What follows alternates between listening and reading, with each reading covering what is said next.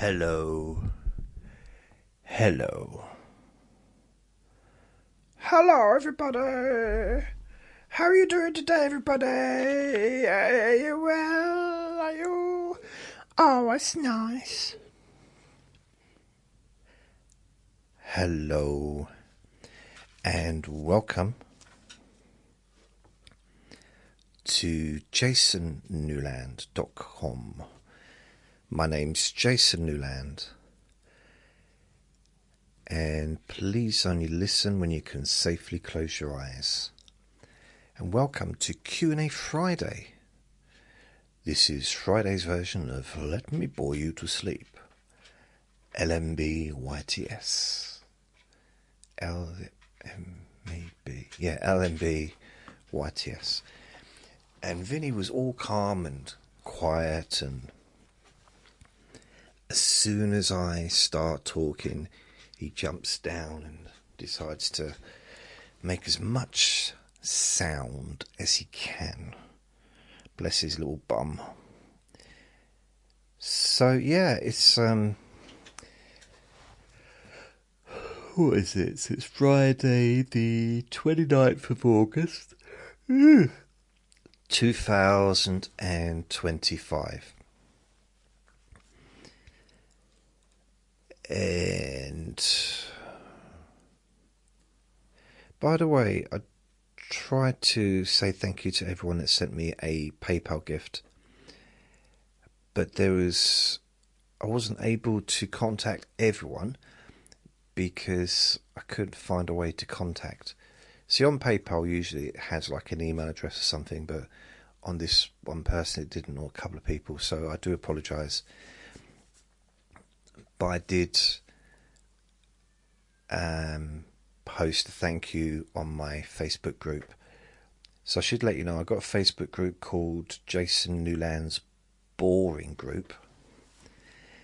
And as it says, as you imagine, it's probably not the most exciting place to be, but it's really just for people that love listening to the Let Me Bore You to Sleep podcasts. Yeah. Okay.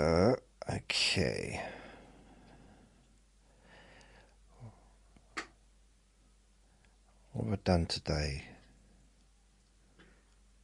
I was going to say, actually, if you want to help me out, and this would really, really help me out a lot, to get more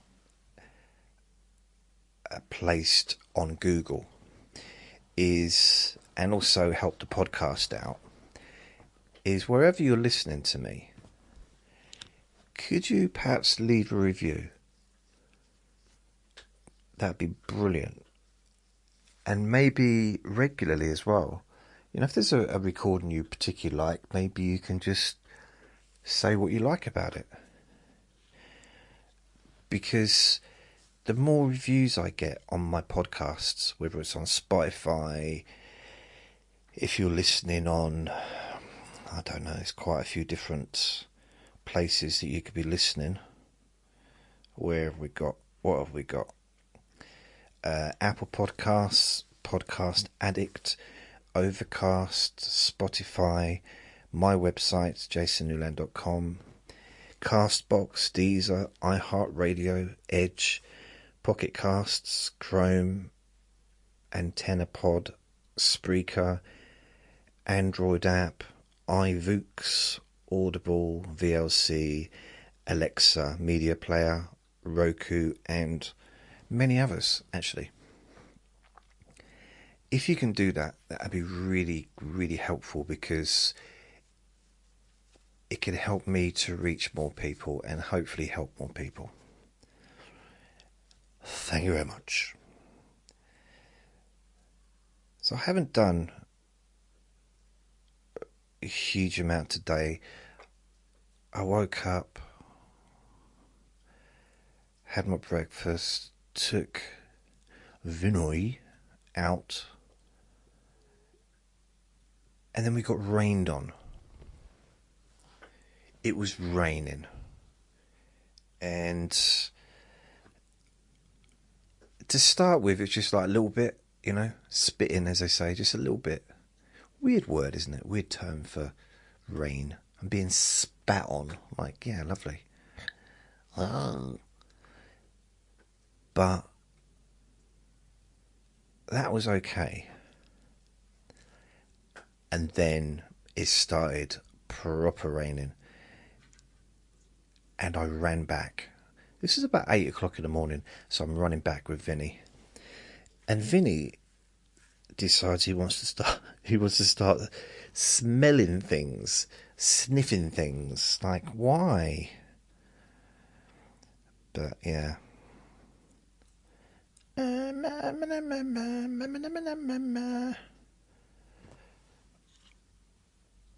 It's now warm in here. It wasn't warm earlier. It wasn't cold, but it was cool. Let me undo my top. Oh, that's better. Oh, that's made no difference. Great. Just having a look at some messages I got here. Right, so I'll get on with the recording, shall I? Don't normally. I've just taken him out again. There's quite a lot of screaming outside, but it is in a distance, so I'm guessing it's possibly a party or something, kids' party, because it's very high pitched. So I'm guessing that's what that is, and it's not close by, unless it's in someone's flat. But it sounds like it's like a distance away. You might hear it, you might not hear it. I've got my curtains drawn. The windows are closed, which is probably why it's hot in here. Very stuffy. And for some reason, this is weird, for some reason there's a cobweb and it's moving around. So I'm wondering if the heating's come on. It shouldn't really have come on, it's not that cold.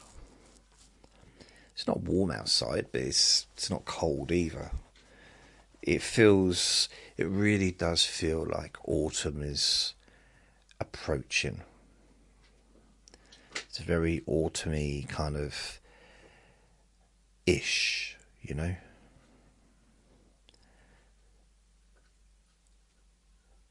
Yeah, I took him out again a little while ago, about an hour ago. And it's weird because Vinny's got into this thing. Like, he never used to bark at dogs, and he always used to love saying hello to everyone, including dogs. Now, and then he changed, and he started to be a bit barky towards some dogs, but always like really friendly to all people. And more recently, over the last few months, he knows who he likes, and he's not. But he knows who he doesn't like. And there's this particular couple with a dog, and he barks every time, and I don't know. They seem to be annoyed by it. I can't help him barking. I mean, he does. That's what dogs do, isn't it? I make sure we keep him away. And he's not like he's a scary dog or anything. He's a tiny little Jack Russell. But I don't know if it's the dog or the people that he's barking at. Because I'm pretty sure I saw them out without the dog once and he was barking at them. So I don't know. He's just got his own sense of, I guess, who he likes and who he doesn't like, and I can't figure it out. So yeah, it's a shame because he barks at the wrong dogs as well. He's just the dogs that have got like the nice dogs. Not always. There's a few dogs that are not so good and they look like they want to eat him. But a few dogs he'll bark at and they're so gentle. But then he's got a handful of dogs that he loves, that he spends time with, and you know, he doesn't necessarily play with them, but he's just happy to be around them. But he gives the attention to the owner, to the human. And then there's 3 dogs that he's friends with, that he will play with, and he's not particularly interested in the owner. He is still, I mean, he'll get treats. He's always around. That's his main focus in life, is to get treats. But at the same time, he also likes to play with the dog. I just can't keep track of... I wish there was a way of communicating with him in a way that would make sense of his behaviour. I'm no dog expert, and before anyone says, why don't you just watch those programs on dogs and the dog expert TV programs? You could probably watch lots of them on YouTube. And the answer is, no, I can't do that, because as soon as a dog comes on the screen, Vinny lets me know there's a dog on the screen, which is very annoying, especially when I'm watching a movie and it's like early hours of the morning, or it's the evening time when I really don't want him to be barking, you know, like 9, 10 at night, although I'm usually in bed by then. But if I'm watching a movie and a dog comes on, it's so... Oh.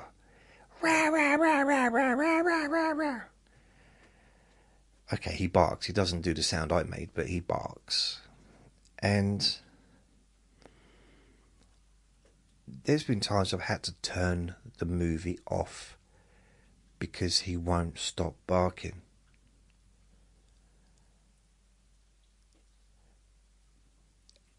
And it's just like, oh, stop it, man. Please, stop it. So, yeah, we went out earlier. Came back. Downstairs flat is being refurbished. This is funny. Well, it's not funny, but they're putting in a brand new kitchen. Now, the person lived down there for a year, because that's where Luke used to live. She moved in. 2 people were getting their kitchens done. Uncle Sausage is one of them, and another person downstairs. I haven't had my kitchen done. She called the council. This is what she told me. This is the lady that was living in that flat for a year. She moved out recently. To say, when am I getting my kitchen done? About herself, rather, not about me. And they told her, but this is what she told me. She said they said to her that the kitchen had already been done a couple of years back, which I know is untrue, because I probably would have remembered that, wouldn't I? Don't you think? It's like nothing that interesting has happened in his flat when he lived there, in a sense of anything. I mean, his windows were hanging on by a nail. His front windows, they would like rattle when it was windy. There'd be a breeze. When all the windows were closed, they literally it would blow you over. So, because it was just like all loose. The council came round and they hammered a couple of nails in, and that's it. It's like, wow, okay. So when she moved in, she wanted a new kitchen and a new bathroom and all that stuff, and the council said no, because it had already been done, which it hadn't. It had been done, but maybe 20 years ago. And I've been in all the flats except one. Yeah, I've not been to one flat. I've not been in, I don't think, but I've been in all the other flats. Not like regularly, but I've seen the kitchens in every flat. I mean, downstairs is pretty much identical to my flat. Like below me, it's the same layout. And Luke's old flat I'm imagining upstairs, the one that I've never been in, would be the same design, the same layout. However, and perhaps not actually, because Uncle Sausage's flat,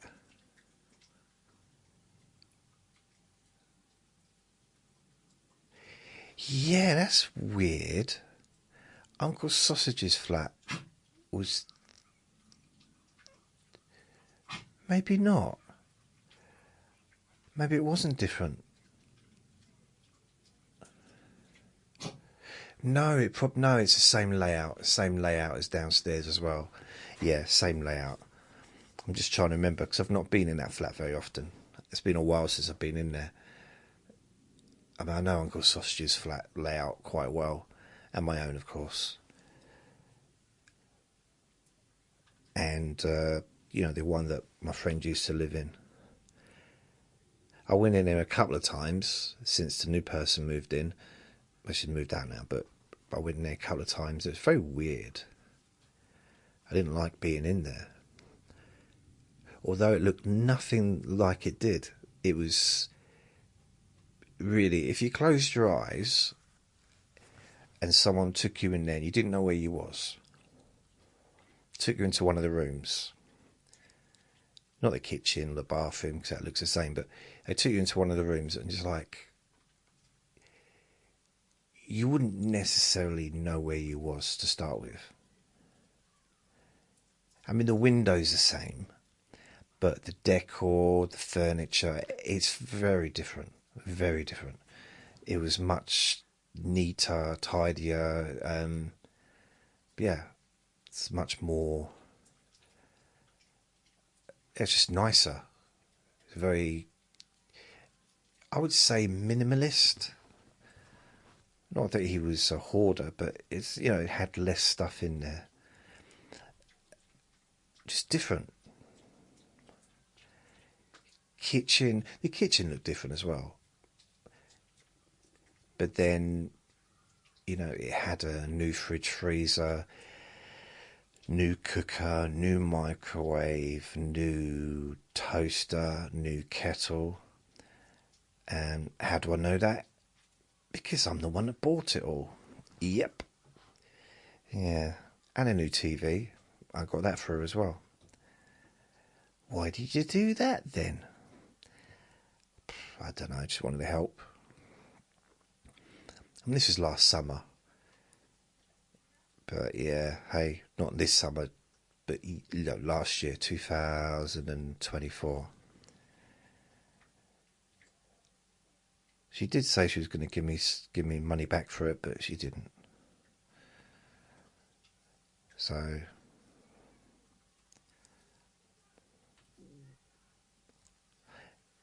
I'm trying to think, what is that noise out there? Maybe it's a birthday party. Good on them. That's the thing. I try, you know, if I was doing a recording where I needed complete silence, I mean, that's the ideal situation personally, but as long as I got Vinny eating treats on the floor, there ain't going to be complete silence. I mean, as long as I'm talking, there's not going to be complete silence, but because I can hear it, I don't know if you can hear it. It's not a distraction for me now, although I guess it is because I'm mentioning it, but not in a kind of annoying way. But if I was sitting here doing like, now I'd like you to focus on your toenails. We're going to relax your toenails. I'm moving up to your pubes. It's that kind of where I would be trying to be all sensible and serious and deeply relaxing. It's a bit of incongruence when internally I'm thinking, will you shut up that noise? You know, and every now and then getting up and shouting out the window and then sitting back down and continue that feeling of your knees knocking together. I don't know why that would happen. So I suppose I should just get on with the point, the reason why I'm doing this recording, shouldn't I? Q&A Friday. No jingle. That's weird. Okay, there you go. There we go. I'm losing my life. Oh, okay. Sorry, I just got a message from Cara. Thanks, Cara. That made me laugh. Your message made me laugh. I'm going to read it out because it's not private. It is private, but it's not. Oh my gracious! I'm losing my marbles laughing over Luke embarrassing you by saluting magpies. I love it so much. Thank you, Cara. That was yesterday's recording. So, by the way, anyone that watched I did this little like blowing a kiss thing a couple of days ago, and it was AI. I did say it was AI. I said, thank you again for all your birthday wishes. I created this AI video from a photo. I have better teeth here. And it's me blowing, and then this big smile and like perfect teeth. I mean, my teeth ain't awful, but like they're not. It looks like kind of I had my teeth done, you know. They were like perfectly sparkly white, and in fact, I don't think if I smile, my teeth, that amount of teeth doesn't show. If that makes sense, I'd have to lift my upper lip up like that. I was just doing it, and it didn't actually make sense. I can't tell you what I had to do and do at the same time because it's not understandable. So I would have to lift my upper lip up in order for or staple them up. Like I said again, it didn't work. Or, push them up somehow. Me trying to tell you that is this. I'd have to staple my teeth up in order for you to see all my teeth. See, doesn't quite work. But it's quite amazing though, because the rest of me looks fine. My face looks the same. It's kind of, it does look like me. Well, it is me, but there's part of it which is quite amazing, I think, because my face, because as you look at it, like, that is how my face would go generally if I smiled. Apart from there's not as much toothage. Yeah, AI is getting very clever. No. So, Q&A Friday. I posted any questions for Q&A Friday? I posted it on Monday, I do believe. So, that's what I've tried to do, because a couple of weeks ago, I think I posted it on the Wednesday, and I got one question. So, and I didn't do it because one question wasn't enough really to do a whole podcast. Although technically it probably was, thinking about it. I mean, I've not even started the questions yet, and I'm still down like nearly half an hour. I can't help it. I just can't stop talking. So I've got a new way of doing it now. So on a Monday, if I remember, I post this image, I post it on Jason Newland's boring group. Why not join?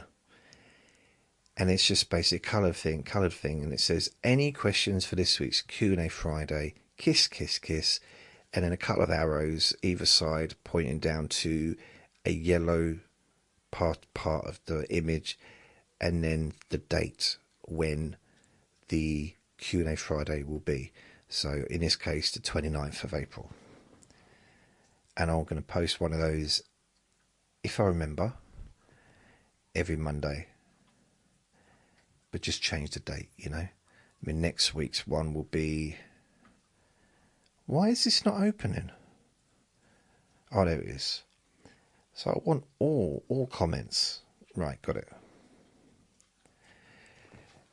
So I've got questions from Maria, Hope, Rich, Robin, Kathleen, Mary, Dev, and Cheryl. So I'm going to answer Dev's question first because, as it says here, hello Jason, also belated birthday greetings to you. Thank you, Dev. This is a sort of rollover question from last week, but I probably posted it too late. Yeah, I think you posted it. I'd already made the recording at that point. So I'm going to answer Dev's question first because of that, because this is from last week. As you were involved in the comedy scene, I wanted to know, are there any books or audiobooks, podcasts, etc., that you would recommend for learning about writing comedy? Thanks in advance.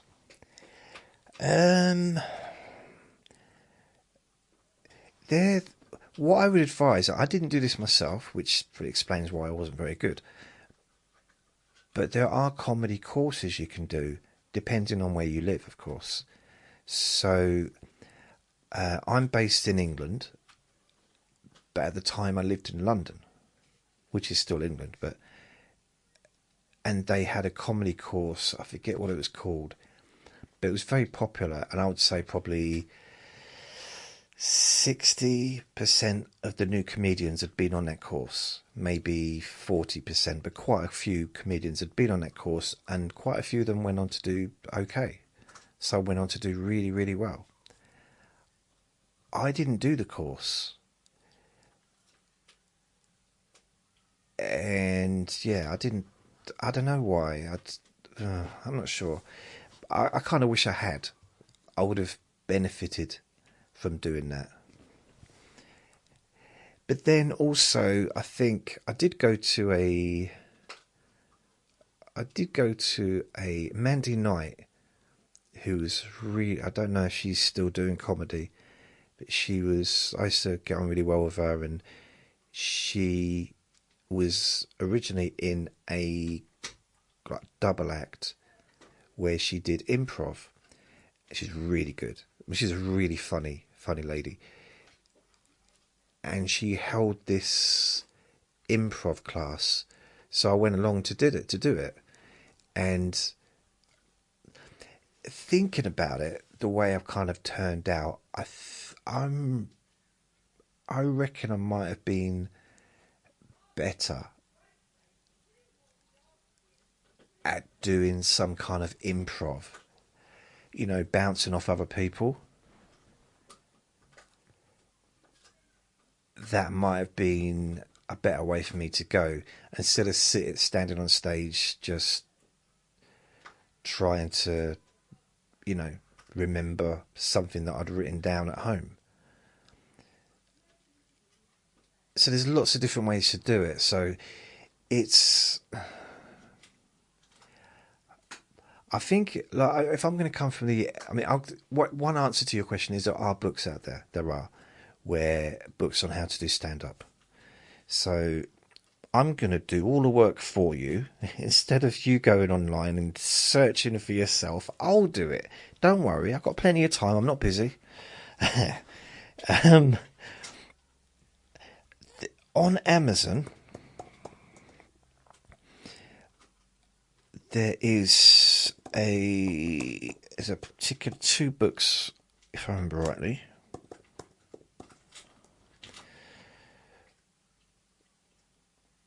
Okay, this is one.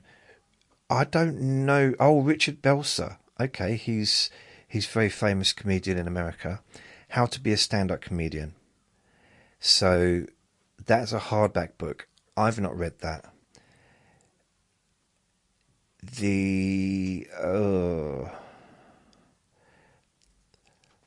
Where is it?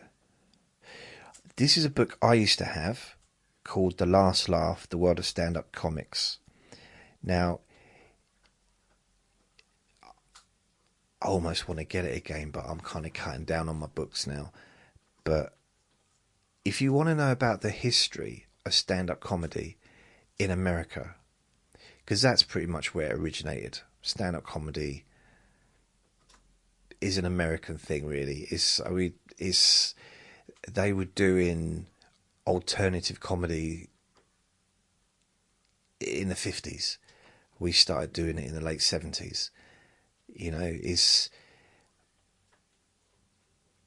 I say we, but in this country, they've always been decades ahead of us. Not anymore, but for a long time. And the English stand-up comedians we've kind of, when I say the newer breed, I'm talking last few decades, hugely influenced by American comedians. Hugely influenced. But I would say possibly Americans are now influenced by us, maybe as well. Because of the internet, everything's kind of in the same time span now. We're not really behind anymore. But that book, The Last Laugh, it won't teach you to do stand-up comedy. But it's really... I used to have it in one of the first books on comedy I ever bought in about 1991. I lent it to someone and I never gave it back. Who was it who did that? Anyway, it was a really good book. It talks about... I'll give you an example of the book out of it. Talks about Rodney Dangerfield. So Rodney Dangerfield was a comedian in the 60s. And he basically quit comedy for about 10 years. And then he came back and he became famous in the 70s. But he was like a lot older, and you know, I mean, if you think about Rodney Dangerfield, I know he's no longer with us, but I can't ever remember him being young. Of course he was at one point. We all was at one point. But he always, that look he had made it kind of fitted in with his comedy. So maybe he was too young before. Because a lot of the stand-up comedy really kind of post-war, post-Second World War, they would, the 40s, late 40s, 50s, there'd be lots of coffee shops around America, and people would perform in coffee shops. They'd earn nothing practically, but there'd be a whole alternative kind of culture, and that's where people like Lenny Bruce came up, and George Carlin, and maybe Richard Pryor as well. And then in the 60s, Lenny Bruce was a huge star in America for a while. And Richard Pryor was in the 60s to start with.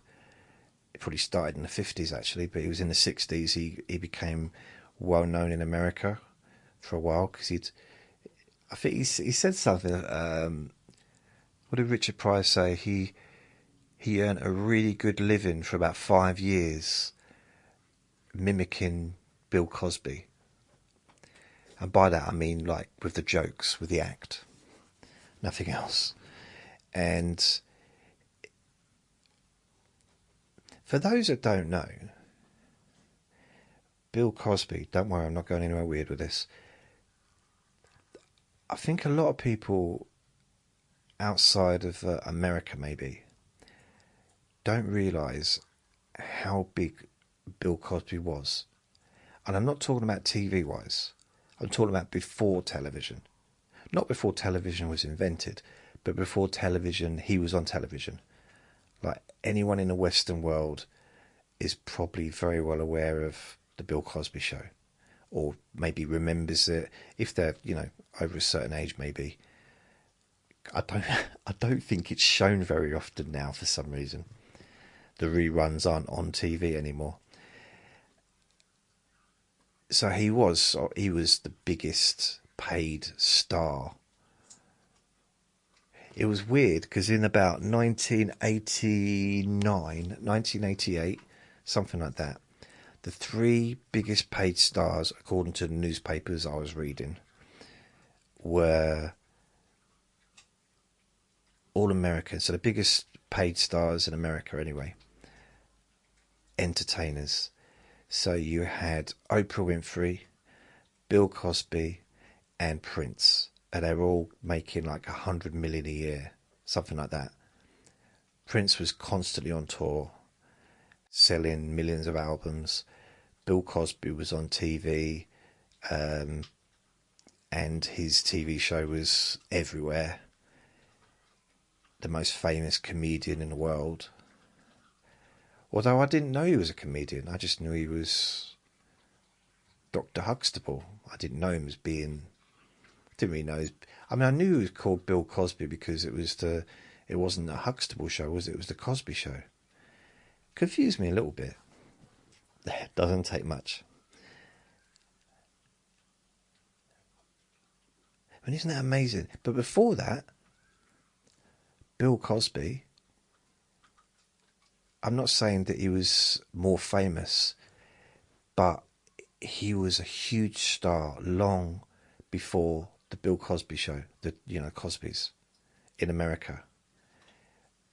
He filled out arenas all over America with his stand-up. He had best-selling albums, comedy albums, in the 60s. Huge star. 60s and 70s, he was massive. And of course he was massive in the 80s as well, for a different thing. But he was huge. It's really... I don't mean to gush. It's a weird word, isn't it? I don't mean to be all gushy about it, especially as, I'm forgetting about any personal stuff to do with him. But it was on a level that I don't think anyone really reached. Because he reached a much wider audience than someone like Richard Pryor, who a lot of people... Because a lot of comedians, they may say, maybe not now, but they used to say this, is Lenny Bruce was pretty much the most influential stand-up comedian ever. But the king of comedy was Richard Pryor. And that used to be kind of pretty much the understood, accepted... I'm not going to say the word narrative. Oops, I just said it. Of stand-up comedy. It's like Lenny Bruce, he broke through barriers. He got arrested constantly.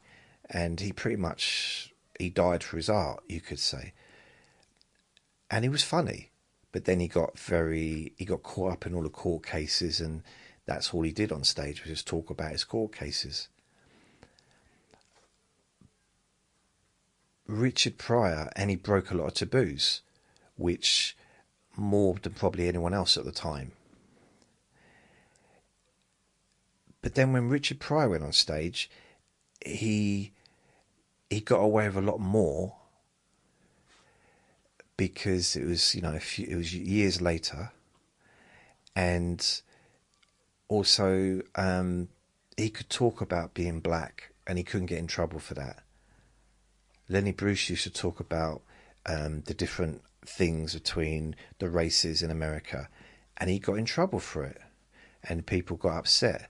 But Richard Pryor, so I don't know why that's funny, but Richard Pryor did it I'm remembering Richard Pryor. That's all I'm laughing at. Is I'm remembering some of the stuff that he used to talk about. Do you want to know? Shall I tell you one of his jokes from his albums, Richard Pryor? I can't even tell you the name of the album. Okay? I mean, bearing in mind, right, now, you can't buy the album. They put a sticker over the cut of the image of it. Like, if you watch it, if you go on Amazon or something like that, they will cover over the word. But in the 70s, they didn't. But one of his albums was that N-word is crazy. Bicentennial N-word, and and he used that word a lot. But his albums were named with that word on it. Now, Lenny Bruce, if he'd have done something like that, it'd still be in prison. Would still be alive, probably. Wow. But Richard Pryor got away with that.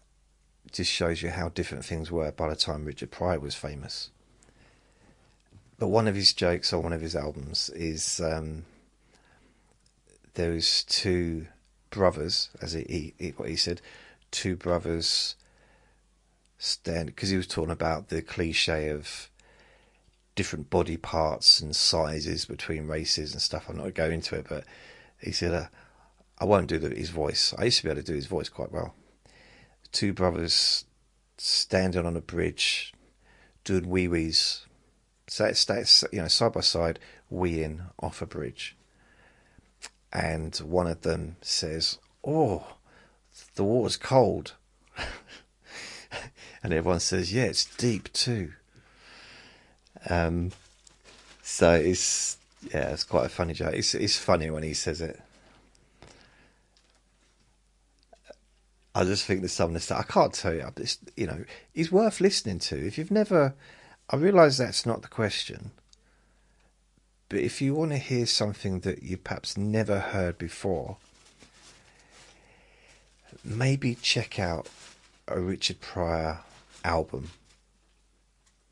Because if you've seen Richard Pryor just in movies, as I had, up to the age of about 18 or 19, I didn't know he did stand-up comedy. Maybe 18. I knew he was in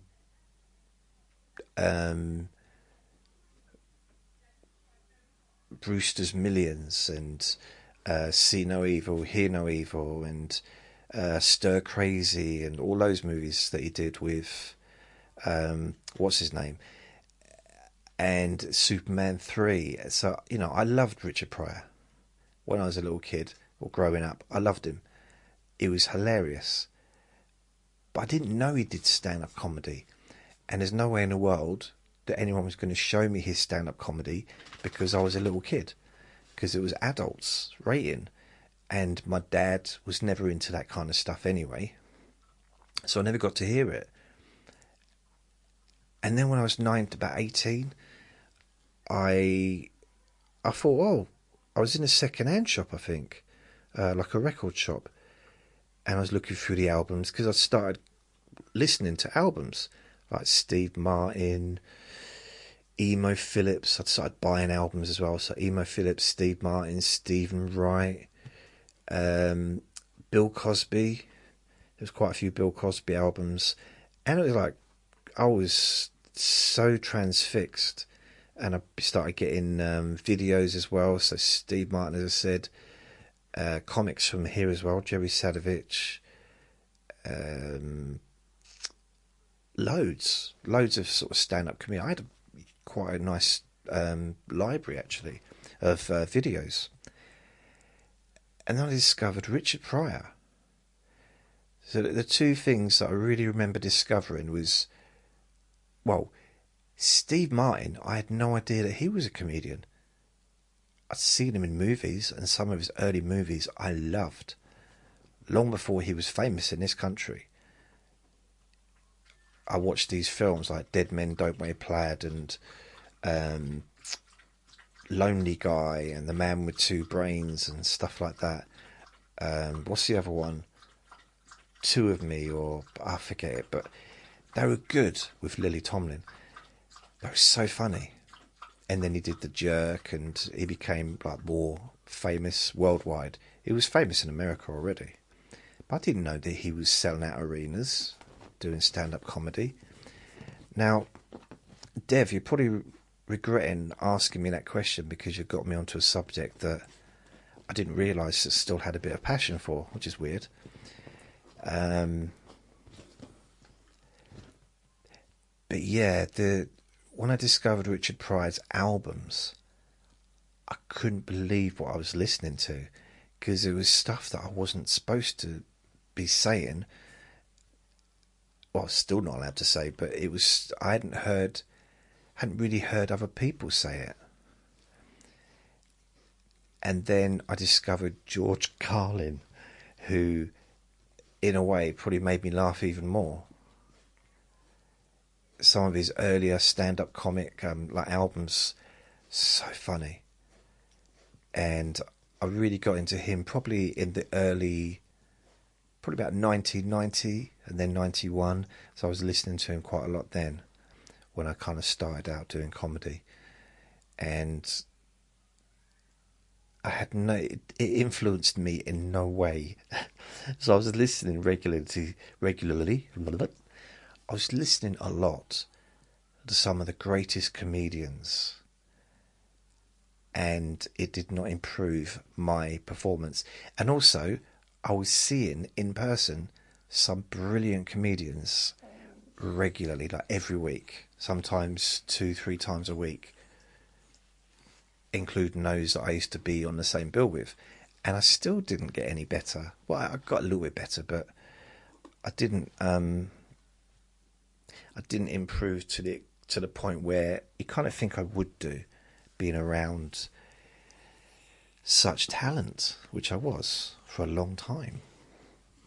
I mean, I was involved with the comedy scene for a long time, long time. But anyway, yeah, so Derek and Clyde was another one. Was it Derek and Clive? Derek and Clive, which was, what was it? Peter Cook and Dudley Moore. I discovered them in 1990, or maybe it was 89, maybe 1990. I remember listening to it during my breaks at work with another colleague at work, and we were just laughing because it was so funny, because I'd never heard an English person talk like that, say the things that they were saying was so outrageous, so wrong on every level, but hilarious. I just found it absolutely hilarious.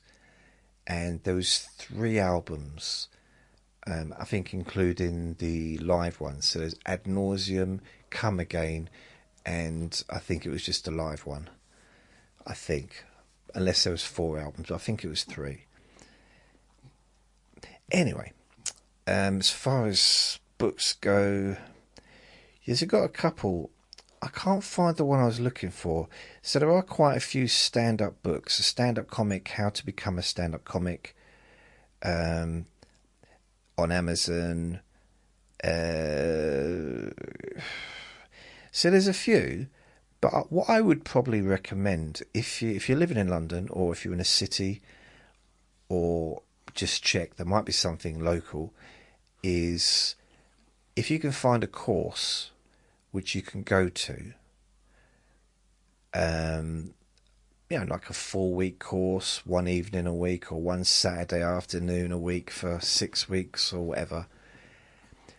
Because the benefit of that is, firstly, it'll be an introduction to the comedy world, probably quite a gentle way to do it in some ways, because I think quite often the way they like format it is, you go along, you're in a room with maybe 5, 6, 10, 12 people that you've never met before, but they're at the same level as you. They're the same, if they're just starting out, or maybe they've done a few gigs, or maybe they've never done it. But what they'll have in common with you is enthusiasm and, the dream of doing it. And maybe most of them have never been on stage before as a comedian. And then you've got the teacher, who is going to be very much likely, or have many, many years of being a comedian.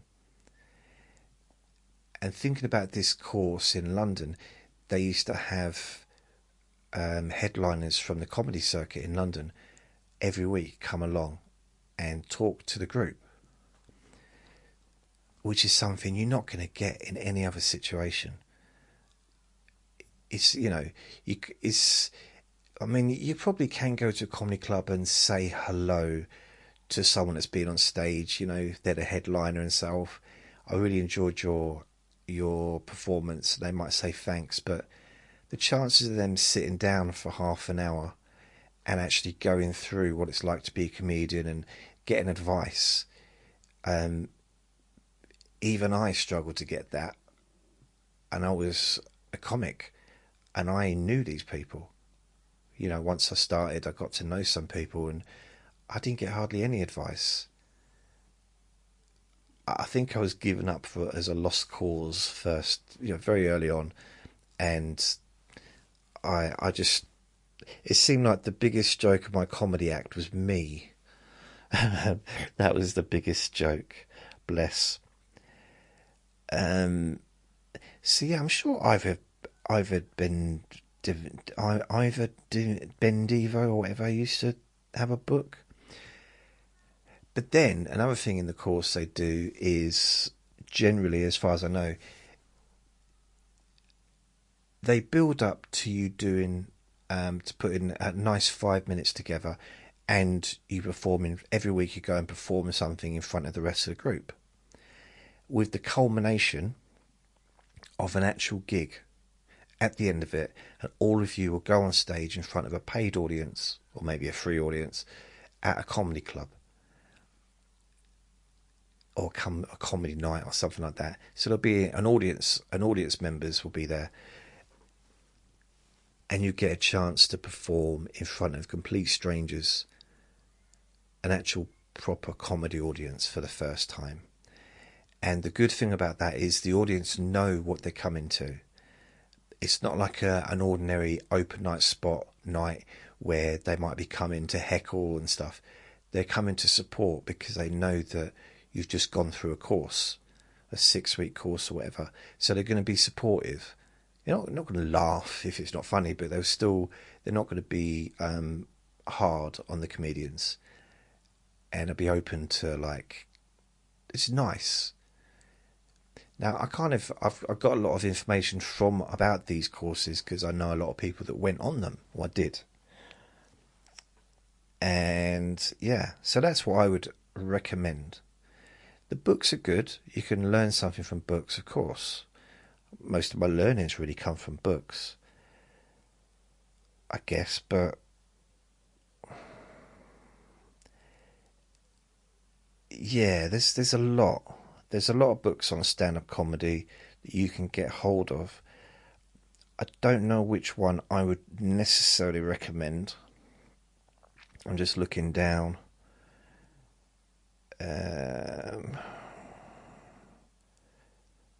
All right, there's a Woody Allen, but it's a stand-up comic.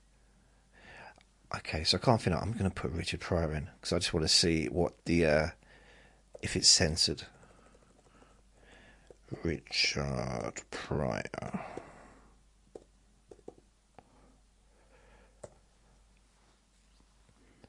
Okay, perhaps if I spell his name right, it'd be better.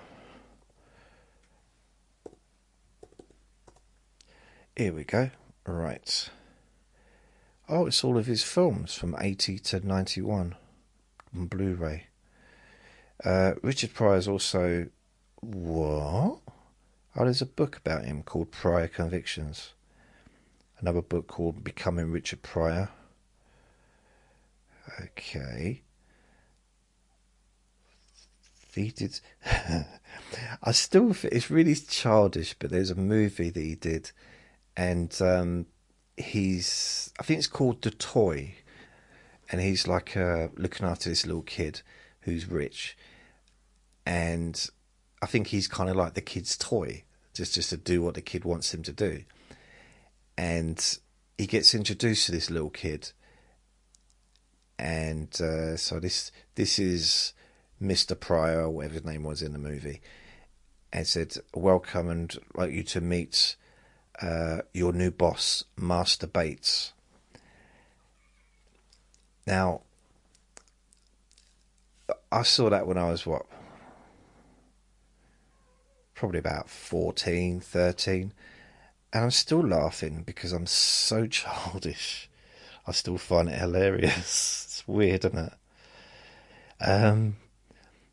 So yeah, that's my answer to your question, Dev, is try, if you can, find a place where you can maybe do some training. Go to a course, a stand-up comedy course, and they'll include things like writing, performance, how to hold a microphone, how far to have the microphone away from your mouth, where to look when you're on stage. I guess just, things, all the things that I still don't know how to do.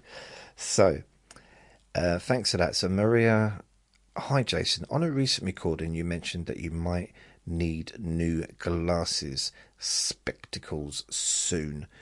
Yep, definitely. Would you have to be bifocal?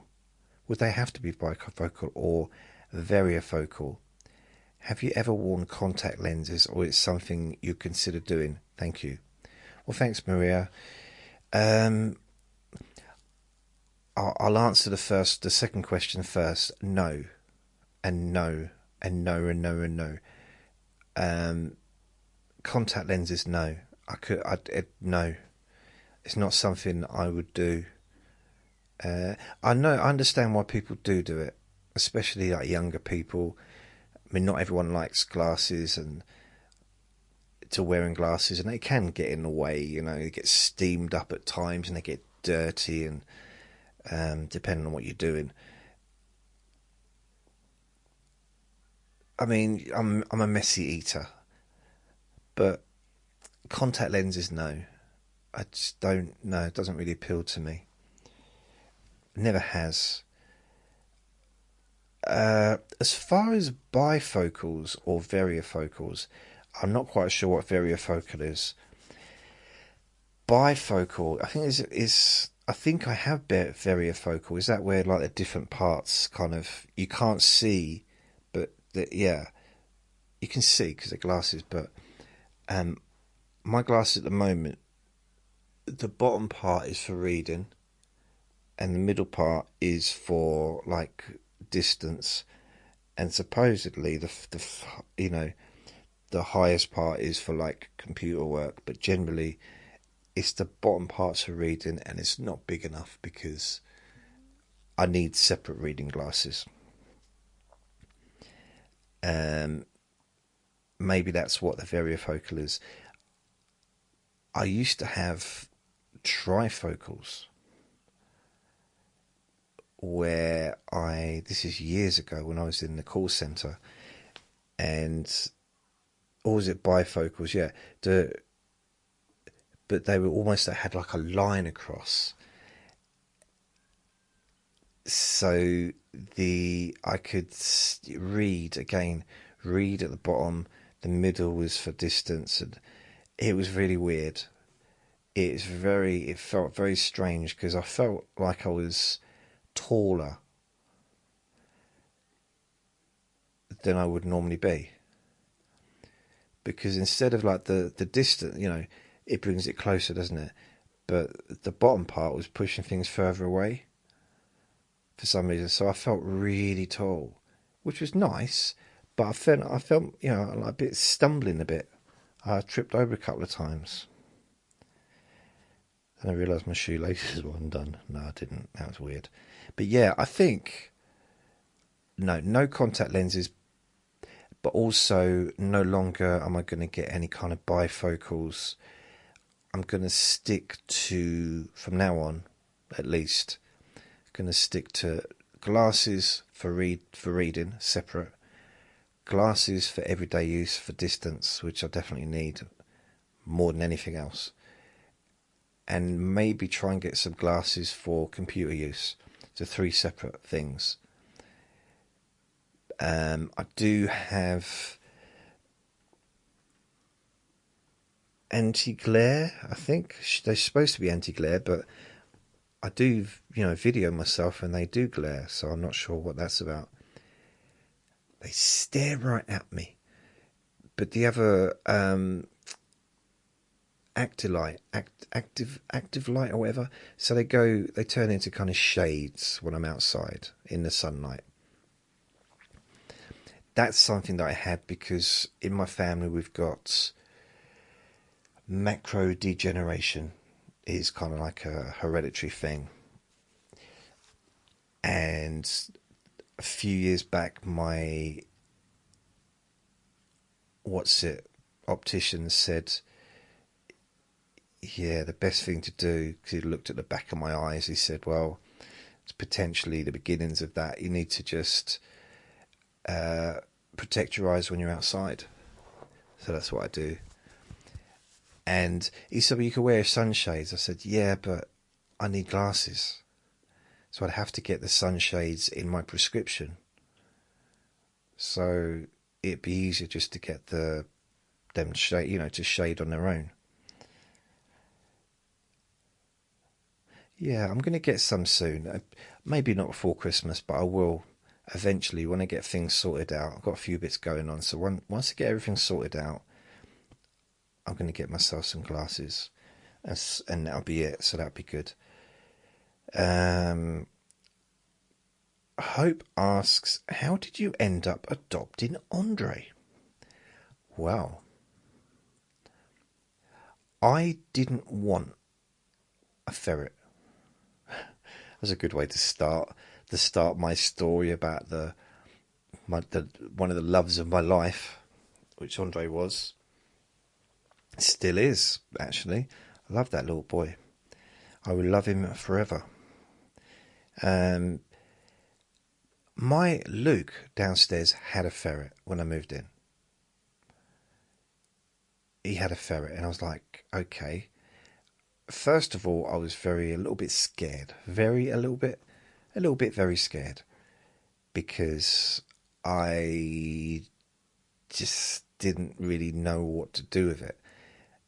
It moved very quick, had very sharp teeth, and he was a biter, which put me off.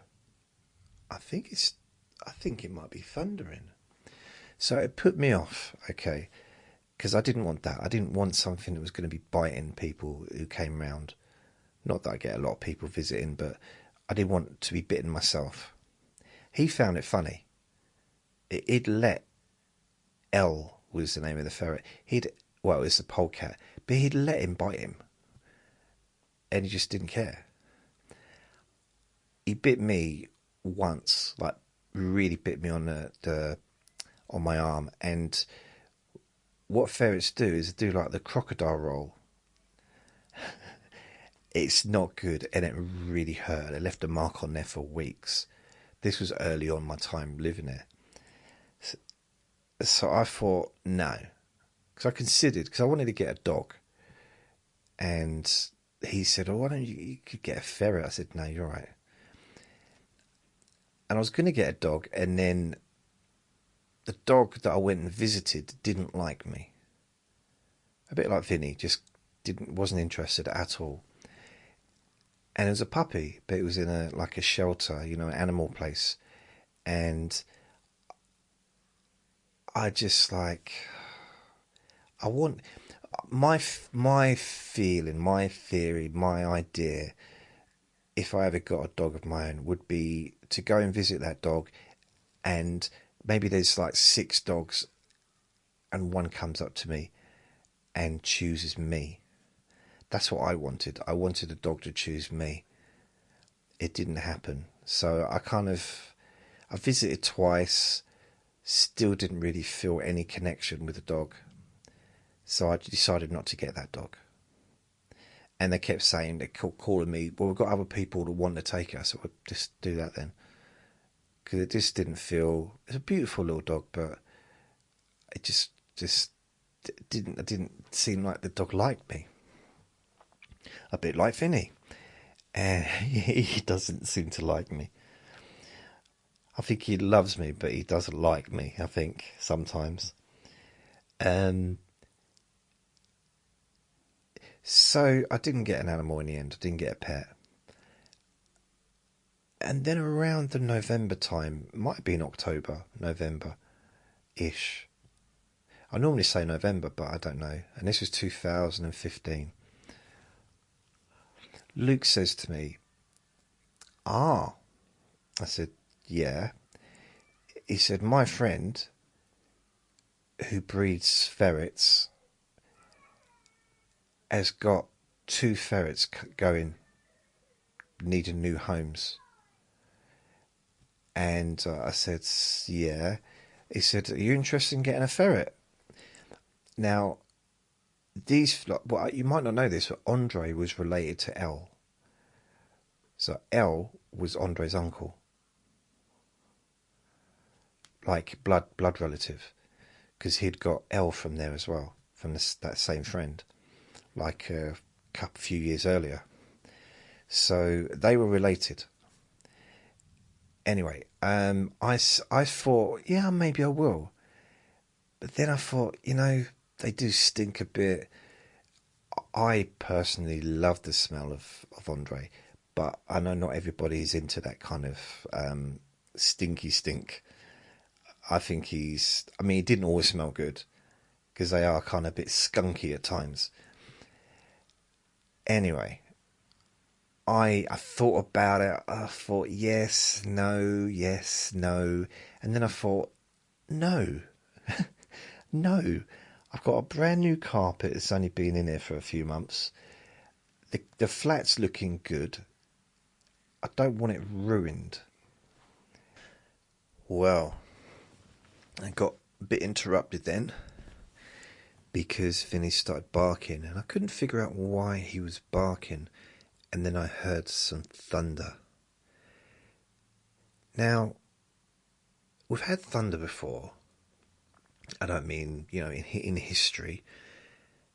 But, since I've had Vinny, there's been thunder. And normally he doesn't seem to be too bothered.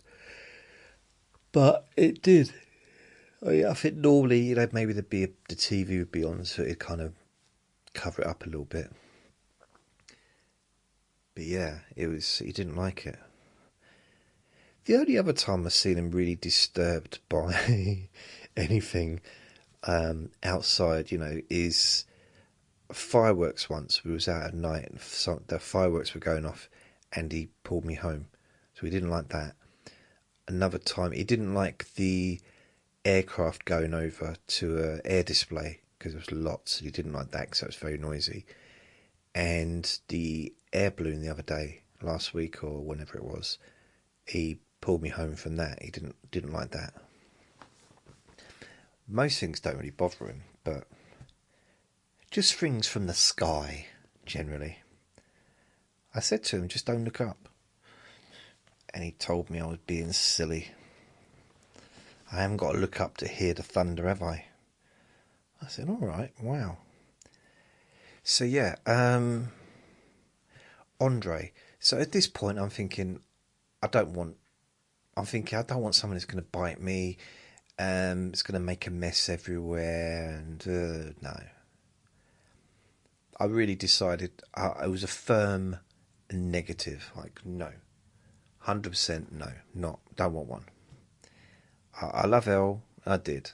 I mean, he was pretty good with me as long as I remembered to wear a long-sleeved shirt or t-shirt. Because if I kept off guard, he'd have a little nibble. But he was a very loving ferret. Very cuddly, but at the same time, he'd like to have a little bite every now and then. A little snack. Treat himself to a bit of human. So, and I 100% nope, don't want one. So I'm just like going about my life as I do, and I'm walking home. I don't know where I'd been, probably been to town or something, or to the garage, and I'm coming back, and I see this bloke looking in the back of a car, and he's holding a cage. Then I see, and this is outside the front of my building, and then I see Luke come out, and he waves to me, and he says, look, look, these are the two ferrets, the two baby ferrets. I said, oh, okay. And he said, come and have a look at them. He was so excited. That's one of the things about Luke. When he was excited, he brightened up so much. It was very contagious. So I kind of got very intrigued and was excited as well to sort of have a look with no intention of taking one on. I didn't want to take it. And bearing in mind, the bloke didn't want any money. He wasn't doing it for money. He just loved ferrets. So there was two ferrets. One of them, was Andre. One of them was his brother. One of them had to be, that he hadn't decided which one, was already been adopted by someone else. But he was going to deliver that ferret, I think, a few days afterwards. Because he had to get a cage and stuff for it, this bloke, who was also a friend of Luke's. So they're running around on the floor. I fell in love with Andre. I fell in love with him. See, that what I wanted to happen to me is, like a dog wanting to. I wanted a dog to fall in love with me and to come up to me and like just have that attachment. The reverse happened with Andre. I absolutely fell head over heels in love with that little boy in a way that I'm really so surprised about, because if you'd have said to me a few years back before that, like, or one day you're going to have a ferret running around your home, I wouldn't have believed them. I would have just laughed, because it's like, no way. To me, a ferret was like a rat. There was no difference. There's a big difference, but at the time I didn't really know. It was just something that was very weak, very wiggly, wibbly wobbly, moved very quickly, and bit people, and I didn't want to know. At this time, I knew a little bit more about ferrets because I'd spent time with Elle, and he used to come up here, and he was good as gold, apart from the occasional snack out of my arm. And so Vinny, not Vinny, Andre absolutely hated me. I picked him up and he bit me. At every opportunity, he bit me. Just on that occasion, he really grabbed me in his razor teeth. Remember, he was tiny at this point. You could like fit him in the palm of my hand. And there's videos. There's probably pictures on Facebook, but there's loads of videos of him on my YouTube channel, Andre. And I had to hold him. The bloke who would brought the two around, he showed me how to handle the baby, and so did Luke. So there's a certain way. You basically put your finger and thumb around the neck. Because the neck's so tiny, you're not choking it. It's just basically there's a lot of loose skin there.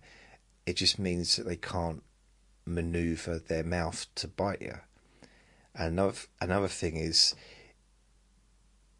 which is something that parents do to ferrets, is they pick them up by their neck, so it doesn't hurt them, the back of the neck, the skin, but they just completely stay still.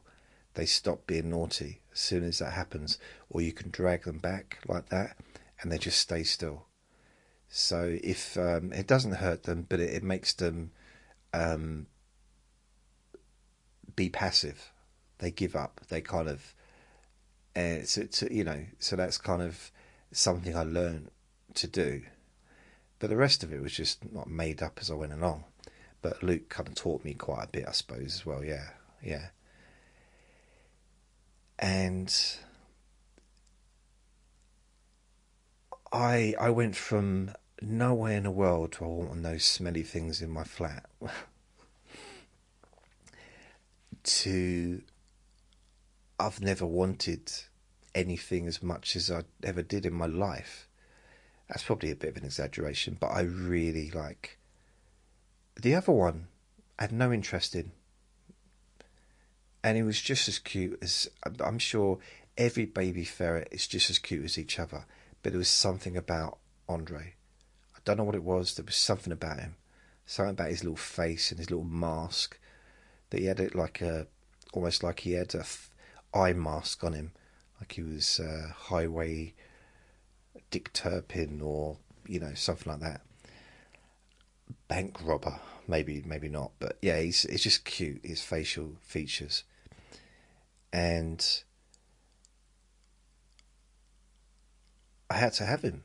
There was no option. In fact, I think the man said that he was going to give him to the other bloke. And Luke said, well, he won't know, will he? He won't know which one. He just knows he's going to get one. So, and I wouldn't have took the other one. However weird that sounds, Andre, it was him. It wasn't because Andre was a ferret that I wanted him. I didn't want a ferret.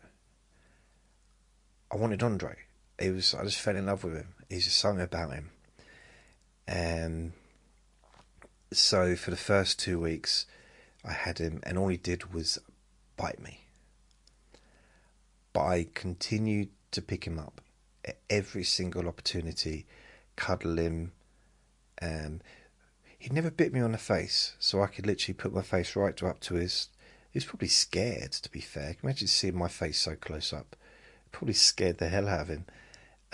But he never bit me on the face. It was always my fingers, if he could.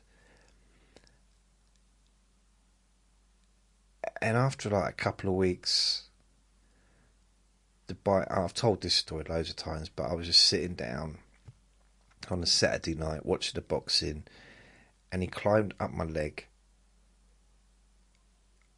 And I was wearing a dressing gown, and he climbed up my left sleeve of my dressing gown and went to sleep. And from then on, it was good as gold. We got on perfect. It never bit me again. Not on purpose. He used to bite me when we played. When we had play fights, he'd bite me sometimes. He'd get very carried away. But all I had to say was gentle. And he'd stop. So if he bit me too hard, I say gentle, it just release his jaws.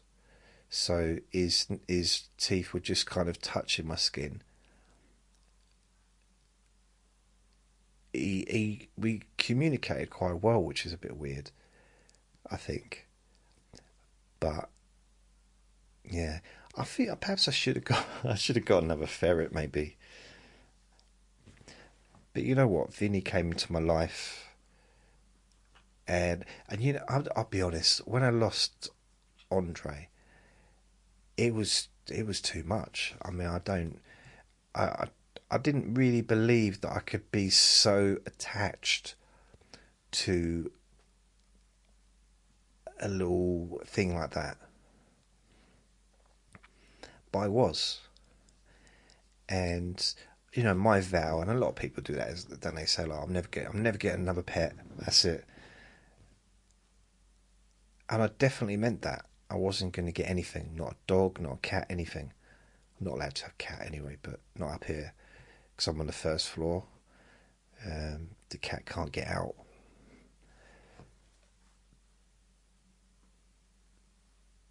However, so this was in the summer 2001. And then 2002... November or December, Vinny ran through my legs as I answered the door to Luke. He was laughing, and this little thing ran through, and Logie was there, like, looking at me, and he ran in as well.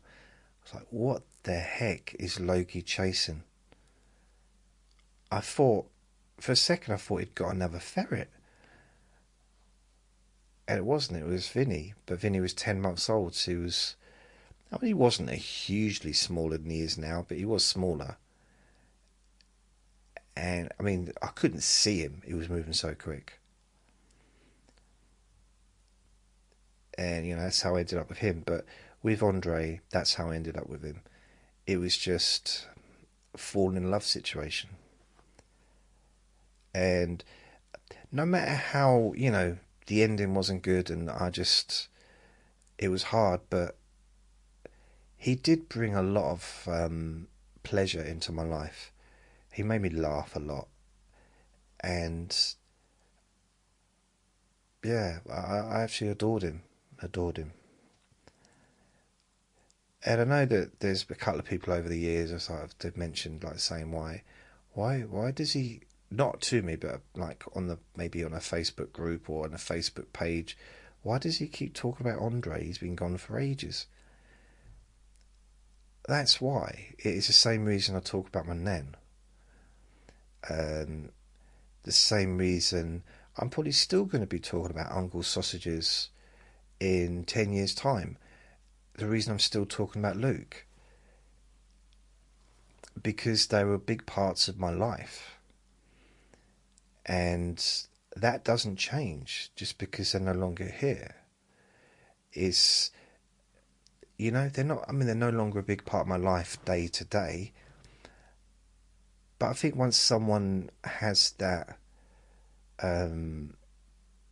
makes that impact. I mean, Uncle Sausages made his impact more really over the last year, even though I've known him for 10 years. And especially more when he got unwell. I mean, that period that we shared together is something that's kind of a bit precious, really. That whole, you know, situation. And there's no way I could ever forget that. And yeah, so he's always going to be remembered by me. I hope. And even if he's not, the memories recorded, it's on to, you know what I mean, it's me talking about it.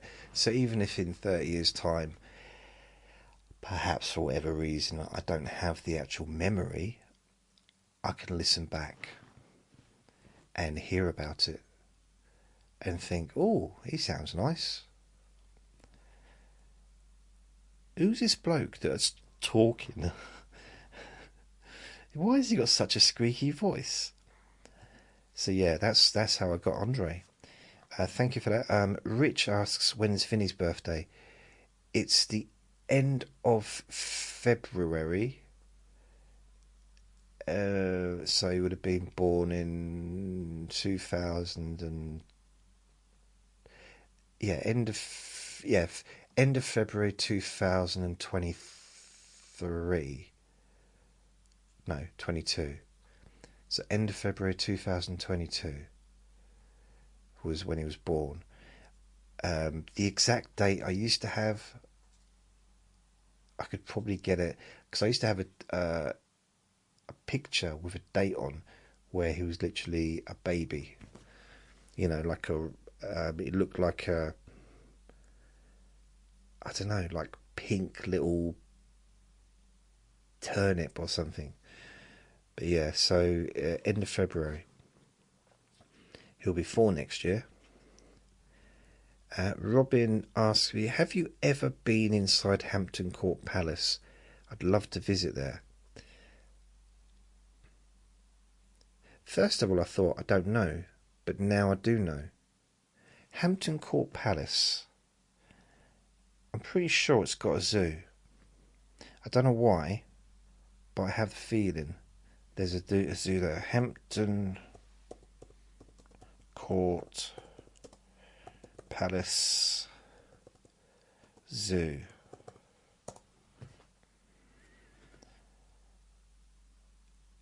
Hampton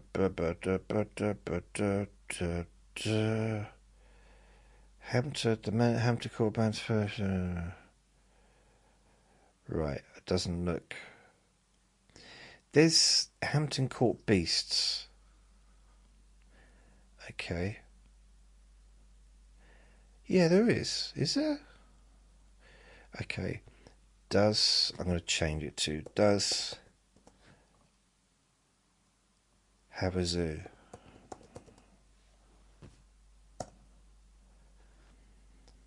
Hampton Court Palace does not have a traditional zoo, but its Magic Garden Adventure Playground features mythical beasts.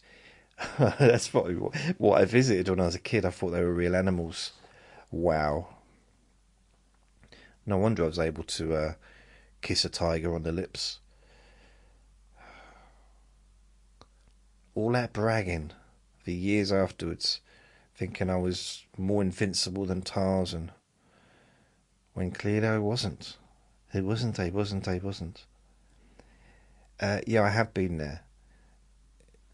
Even though I clearly don't know where it is, but I have been there. Then he started barking again, the thunder. Yeah, I have been there. It's a long time ago, like decades ago. So I don't really remember it. But I've been to all the main tourist attractions, either when I was very young or when I was kind of in my 20s. Like including all the museums, Madame Tussauds, Tower of London, the Palace, that whole walk up to the Palace, whatever that's called, the zoo, London Zoo, the library, is it London Library or whatever? So I've been to pretty much everywhere, but not for a very long time. Kathleen asks, what's the best birthday present you ever received? Well, technically, I would say, I know my birthday was 3 days ago, but your question, Kathleen, that's the best present I've ever had. I don't know, really. Best birthday present. See, when I was a kid, not nothing as an adult, but when I was a kid, I enjoyed this year because I got some PayPal gifts. That was really lovely. Kind of, I almost felt like I was, I don't know, just felt quite nice. It felt very nice. I think as a kid, as an adult,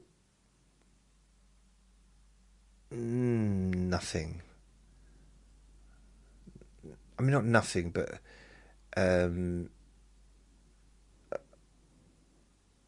yeah, nothing like particularly that I can think of off the top of my head.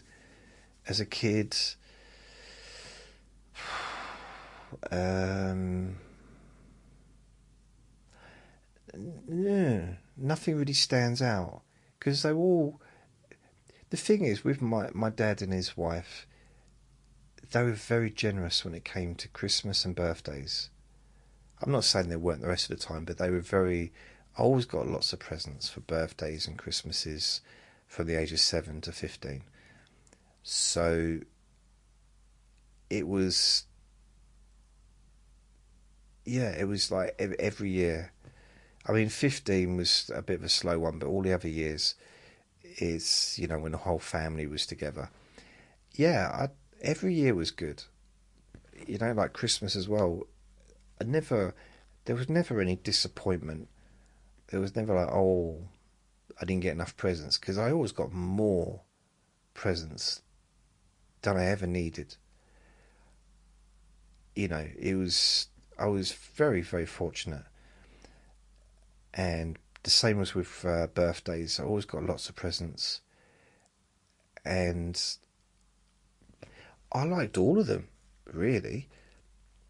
I remember one year when I was probably about 10, 11, 10, I don't know. And I had a video game.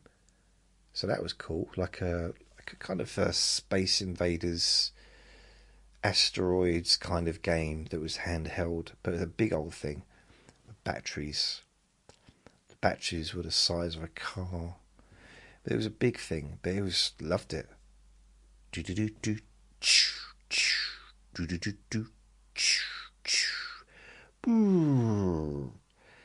Yeah, things like that. That was nothing like how it sounded. But I can't think of any particular presents that had, off the top of my head, that is. I'm not saying there wasn't any particular presents that I liked most of all.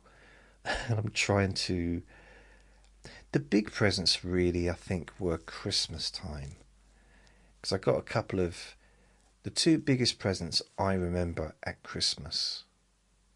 Oh, no. The best present I ever got for my birthday was when I was 7. I mean, it might not have been on my birthday, but it was around that time because we all got a bike. But it was a bike. I got my first ever bike when I was 7, my 7th birthday.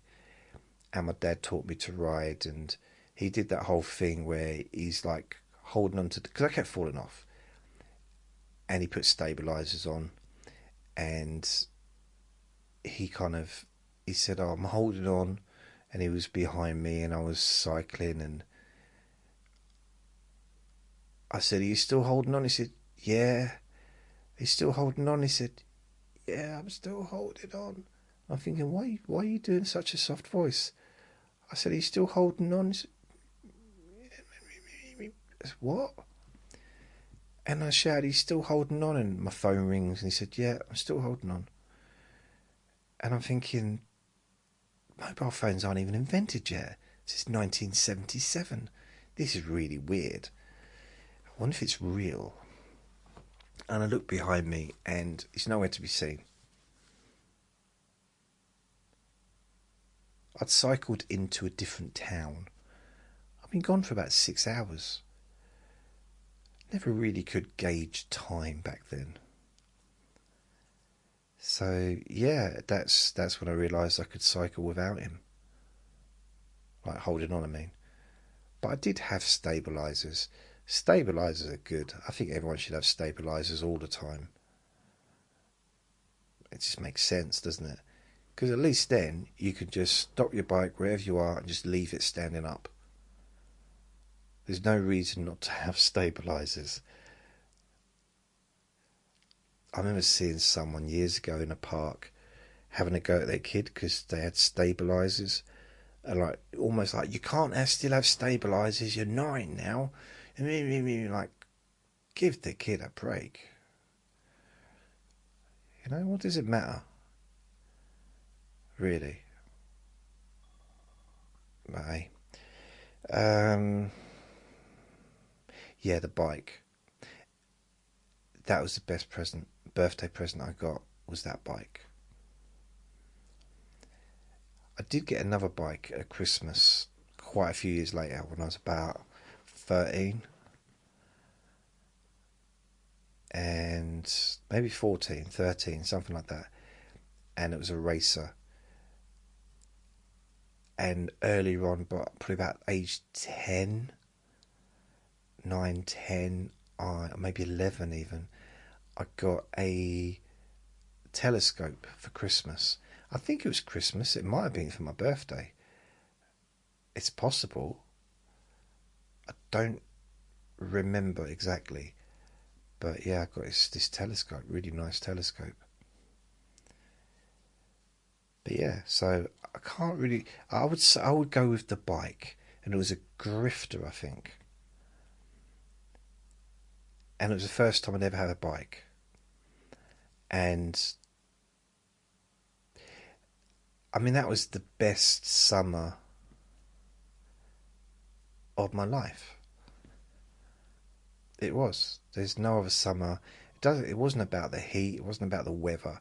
You know, we make such a big deal like, "Oh, wasn't as hot as it normally is," or "It's been too hot." When I was a kid, I couldn't care at all if it was raining or if it was sunny. That was my first time with a family, like an actual family living. The next year was good as well, but that was the first year, the first summer, which is 1977 when I was, well, I was just before I was 7, but yeah, I was 7 in August. So that was the best summer of my life, or in my memory anyway. And the next year was really good as well. So basically 77, 78 were the best summers that I ever had. But 77 especially, because we lived near the well, we lived near the beach as well, actually. Lived near the beach in the big family house, but this was like just up the road from the beach. A bit of a walk, but not too far. It was a straight walk.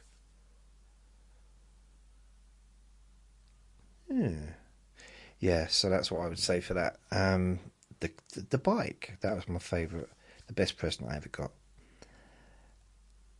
But technically, not really. The best present I ever got was a family.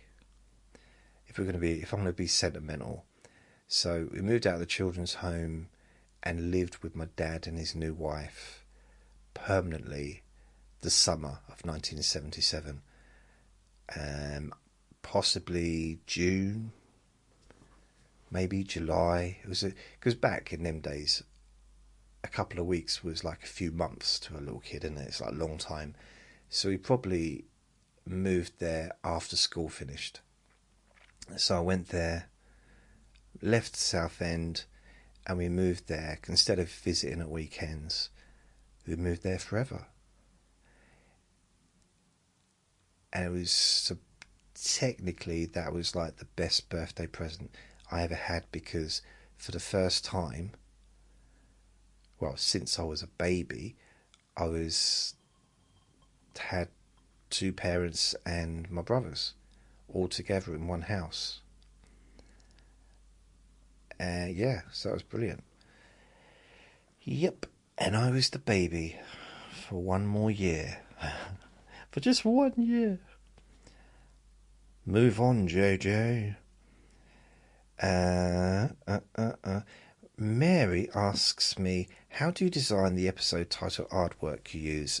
It is always so creative. Well, thank you. I use different things. I use a mixture of Canva and ChatGPT 5 and sometimes other things to put together. Maybe some images I've got, maybe images that I've found online, to put together what I want to kind of express. Usually it's something to do with the recording. It might be hidden in the recording, but it's quite often there's a little hint in the image, or sometimes I hide little things in the image where you'd have to really have a close look to see it, what it is. But generally, I have to think what I want the image to be. So I think that up, and then I ask ChatGPT 5 to maybe create that image. This is one way of doing it. And then I get it to redo it and to change things, and it takes quite a while sometimes. Sometimes half hour, an hour to get the image done. Depends on how well it comes out first time. And then I go into Canva and I edit the image. Sometimes I do multiple images and put them all together, taking off the background, putting them into Canva, editing it so it looks like one image.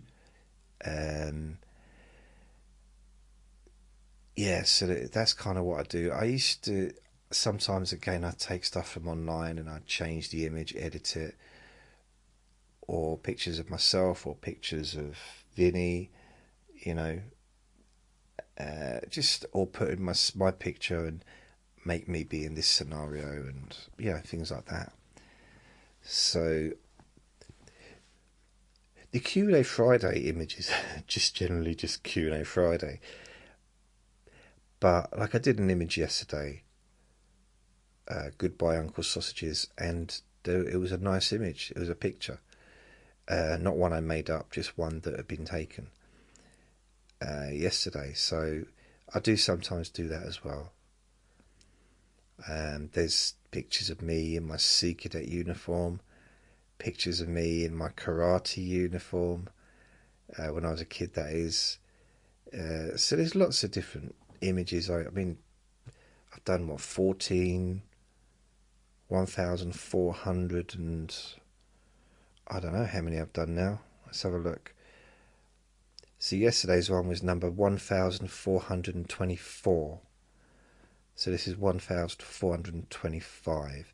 So that's how many images I suppose I've done. Although I think some of the earlier ones didn't have images. But I started doing images a few years back. I do wonder, because I listened to some of my old stuff from, I don't know, 15 years ago. And I think, oh, I can't believe I did stuff that wasn't good at all. And I've really improved what I do. The quality of the sound is better than it used to be. But I wonder if that's what it's going to be like in 10 years' time. If I look back at, let's say, today's recording or the recordings that I've been doing in the last year or so. Well, I look back at these recordings and think, oh my goodness, I don't believe that I used to make such recordings as that.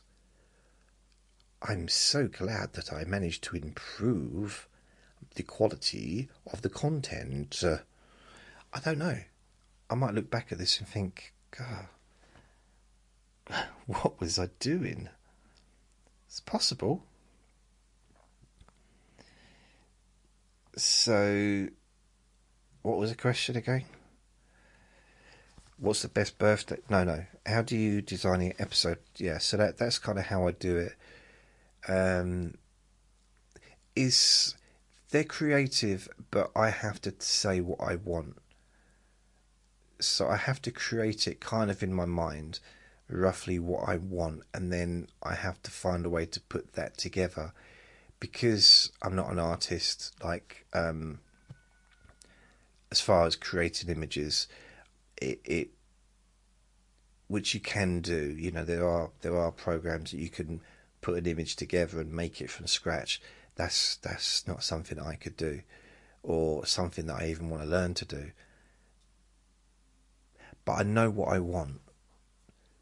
Does that make sense? If I want, like the other day, I wanted an image of a baby jumping out of a cake, but ChatGPT wouldn't allow it. Even though it's basically just my little brother ruining my 8th birthday party. Because he was just born the day before my birthday party, and that's what it was supposed to be. Him jumping out of the cake, ruining my party. Like a jokey kind of thing. But they wouldn't. It was hard to get it done because it took ages to put that image together. Let me have a look at it. I did that on the day before my birthday. I think the internet's shut down for some reason. Why? That's very strange. Oh, here it is. Why is it hidden? Oh, I know why. So okay, the image I ended up with how my brother ruined my 8th birthday. That's number 1422.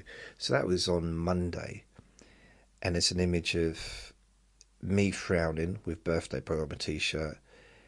There's my dad with his beard. There's my stepmum holding a new baby. And then there's my oldest brother and my other brother. So it's all kind of, planned. And it's got number 8 on a birthday cake. Everyone's laughing except me, and I'm just frowning. And then there's a big speech bubble it's supposed to be aimed towards the baby, saying, "I'm the baby now." Ha ha ha ha ha. So it's not always easy to put it all together. But other times it works quite nice. So it's a very simple thing, like Vinny woke me up. This is one I did on the 24th of August. And I wanted it to be like an image of me. It never always comes up right, but it's kind of an image of me in bed. But I wanted me to be wearing old Victorian type bedclothes, a bit like Scrooge or Dickinson kind of thing. But then it wouldn't allow that because that was copyright, and like, okay, how can I get around that? And I wanted Vinny basically saying wake up, and there's a little tag with Vinny on it. So I just kind of played around, and in the end managed to get an image that kind of worked. And then the day before that I did one called Good Morning. And basically what I was talking about was working at different jobs, and at one point I was talking about working in the bakery, and how if the conveyor belt never stopped, hardly, so sometimes you'd end up with bread rolls all over the floor.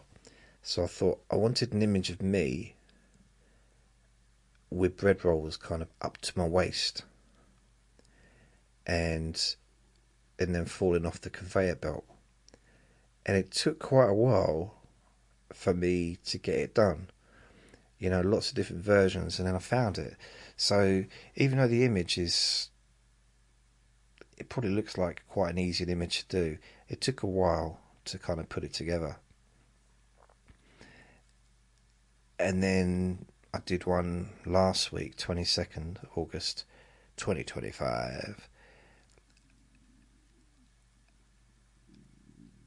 Was it Friday? Last Friday. And I wanted to talk about bottles, because I got 96 bottles of water delivered. And I wanted a house made of bottles. And in the end, it didn't come out how I wanted it to come out as.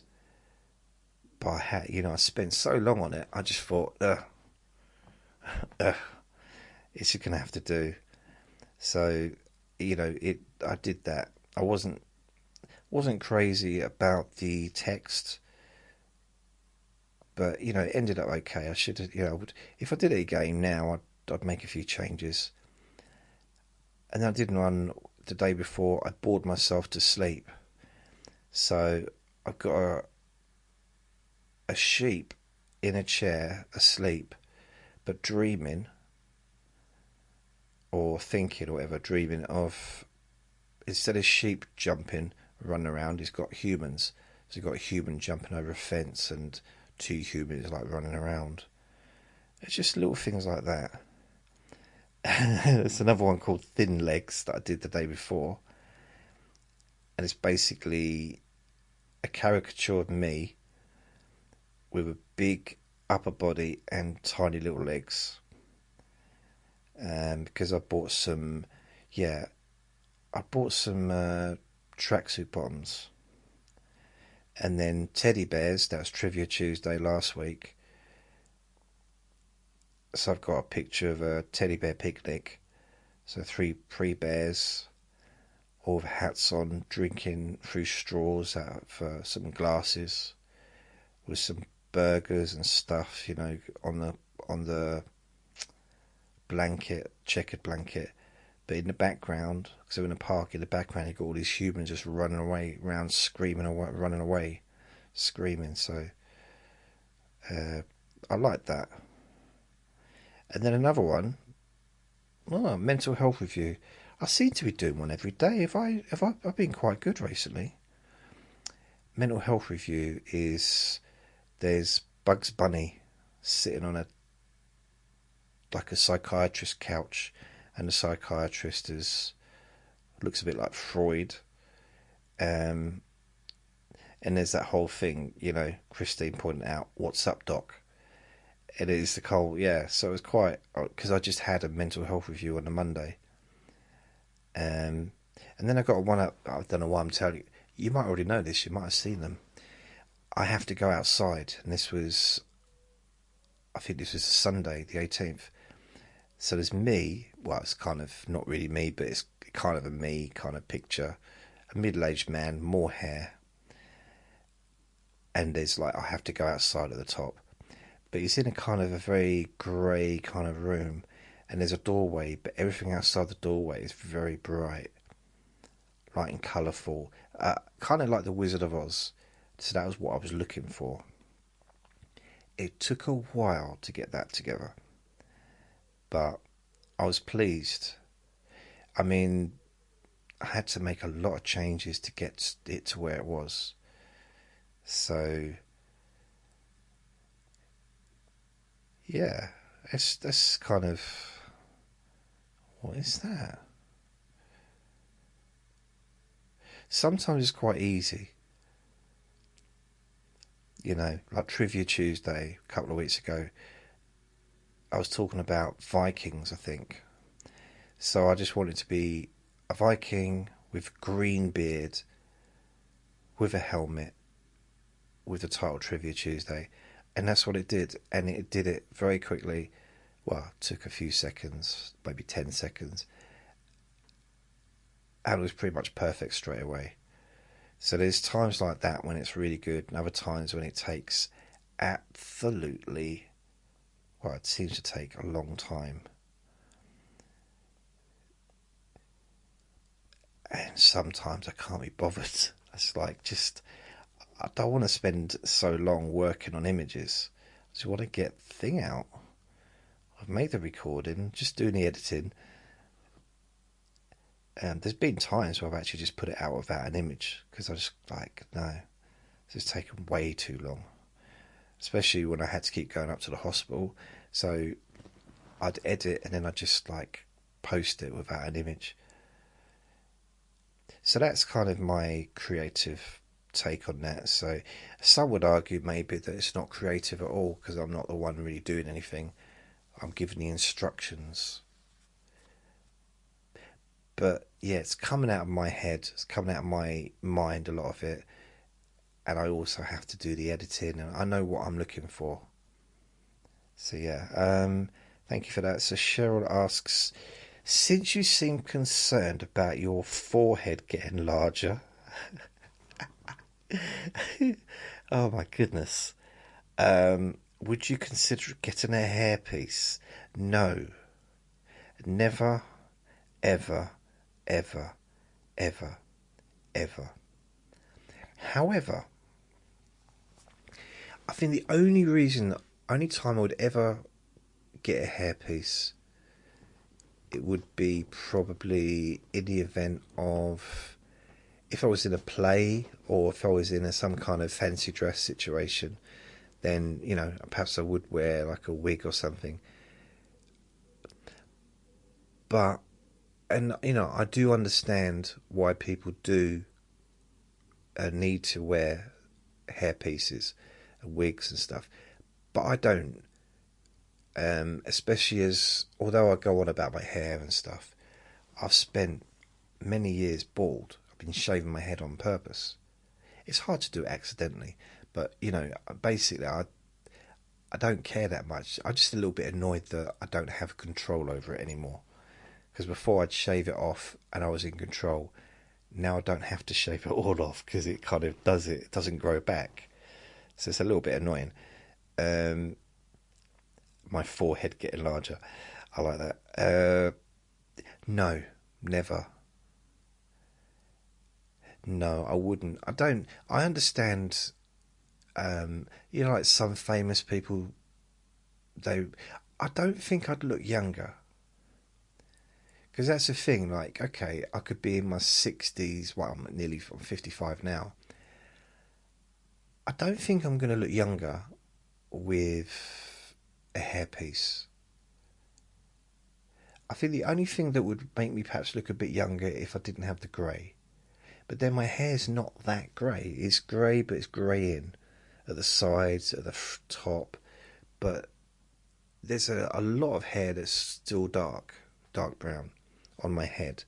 My, my beard less so.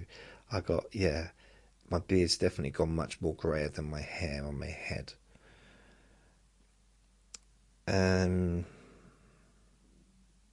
No, I wouldn't. I wouldn't get a hairpiece.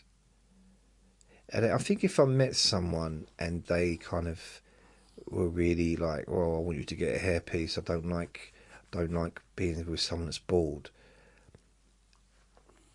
Mate, I don't. Yeah, I'd probably just say, "Well, I'll see you then." You know, find someone else that's got hair or that's willing to wear a hairpiece. Because I don't date someone that's bald if you don't want to be with someone that's bald. That's the way I see it. Is if you want to date someone that's tall, don't date someone that's short. Or if you want someone that's short, don't date someone that's tall. and expect them to crouch all the time, walk on their knees. You know, it's like things like that are controllable. Not meeting someone that you feel, you know, you might meet someone that they tick all the other boxes, but ultimately,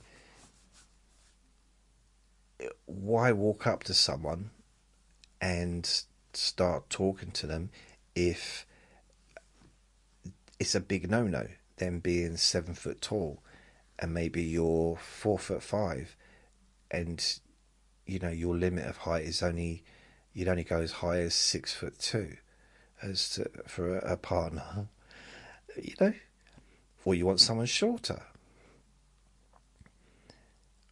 or if you've got a really, if that's the thing, if you got a thing, you know, whatever the person is, whether you're male, female, or whatever, if you've got a particular like, so I would say go with that like, go with it.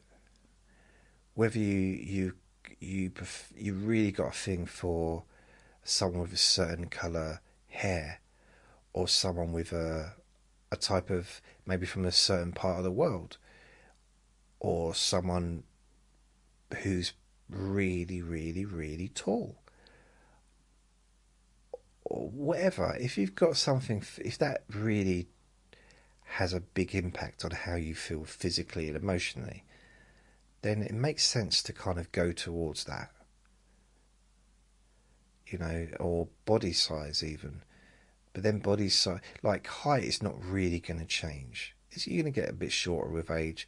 It's not really going to change too much. Glasses, you know, I guess if you're dating someone that doesn't have glasses and they start wearing glasses, maybe you've got an issue with people wearing glasses. Some people do. I used to be a bit weird towards glasses wearers, even though I wore glasses myself. My attitude was, why would I want to date someone that's wearing glasses? Because it'd be like having a relationship through a window. Because I wear glasses as well. It'd be like wearing, you know, although I didn't wear them all the time, but it'd be like having a relationship through a window, which is rude. And I shouldn't have said that out to people loud in public. But I thought it was kind of funny. But at the time, I didn't wear glasses all the time. I just had to wear them for reading. So I don't feel that way anymore. It's not like having a relationship through a window. If I date someone with glasses, it's double glazing now, isn't it? Pretty much. Yeah. What was I going to say? What was the question? Oh, hair pieces.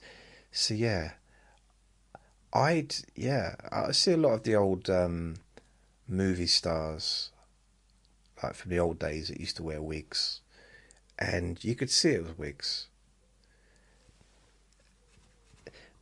but it kind of didn't matter. It's kind of one of those weird things. It's, if I'm balding, I'm not, like, I've got a bald patch at the back. I'm receding. I've been receding for decades of my hair, and I moan about it. But firstly, I can't see the back of my head, so I can't see the bald patch. I forget it's there most of the time until people just start laughing at me when I'm walking down the street. But I wouldn't get, you can't really get a bald, you can't get a hairpiece just for one tiny little bald patch, can you? Or one average sized, growing, ever increasing bald patch.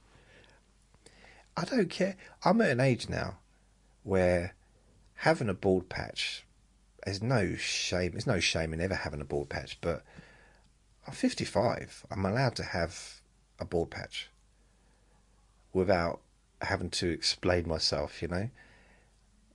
I mean, everyone is. It doesn't matter what age you are. Some people go bald when they're in their teenage years. I know people. I know a girl that went completely grey when she was 14, and it's like she dyed her hair. Of course, she dyed her hair. What else was she gonna do? But nowadays, having grey hair is almost a fashion, isn't it? With young people, or blue hair or green hair. So yeah, I would never wear it. What I do actually, sometimes,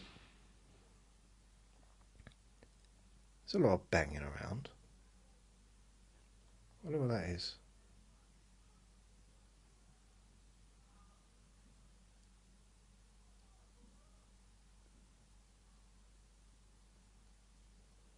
Oh, it's weird. I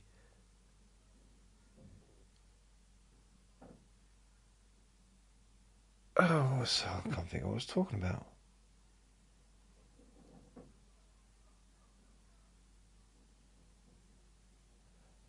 I can't remember what I was talking about now. But yeah, no, I wouldn't. I wouldn't wear a hairpiece. I think it's okay. Love me for how I am, and love me for how I will be. Because you can't have how I used to be, because that's gone. So all you got is how I am now, and if you want to stick around, you'll see how I will be.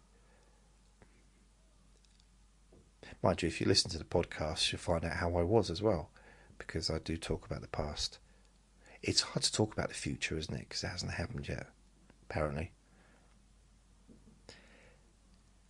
And I do believe that is all the questions. So thank you very much for listening. Remember to be kind to yourself. And thank you for all the questions. I say Maria, Hope, Rich, Robin, Kathleen, Mary, Dev, Cheryl. So thank you, all of you, for your questions. And remember to be kind to yourself, because you do deserve to be happy. And be gentle with yourself. You deserve to feel safe. Lots of love. Bye.